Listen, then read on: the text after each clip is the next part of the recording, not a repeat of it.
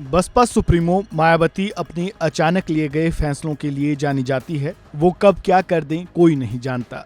चाहे उनका मुख्यमंत्री का कार्यकाल हो या फिर पार्टी को लेकर लिए गए उनके फैसले, वो सबको चौंका देती है।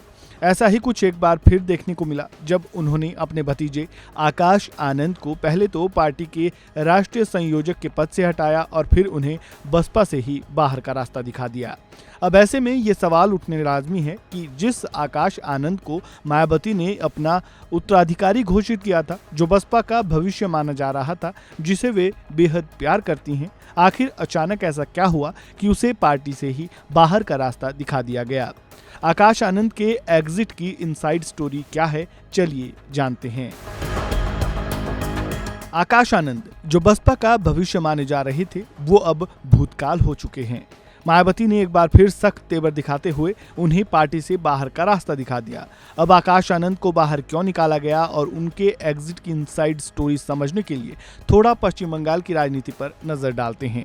ये इसलिए जरूरी है क्योंकि जो समीकरण यूपी में बनते नजर आ रहे थे और जो फैसला मायावती ने लिया, वैसा ही कुछ ममता बनर्जी ने भी किया था। पश्चिम बंगाल में ममता बनर्जी और उनके भतीजे अभिषेक बनर्जी के बीच मनमुटाव की खबरें अक्सर आती रही है।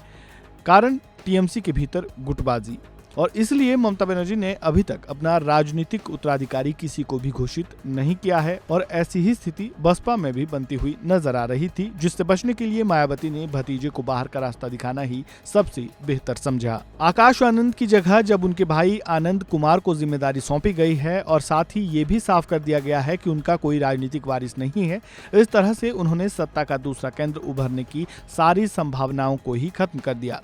वहीं आनंद कुमार के अलावा रामजी गौतम को भी राष्ट्रीय संयोजक बनाया गया। बसपा के कुछ नेताओं के मुताबिक जब से आकाश आनंद को राष्ट्रीय संयोजक बनाया गया था, तब से रामजी गौतम सहित मायावती के करीबी नेता साइडलाइन कर लिए गए थे और बसपा में एक दूसरा गुट उभरने लगा था।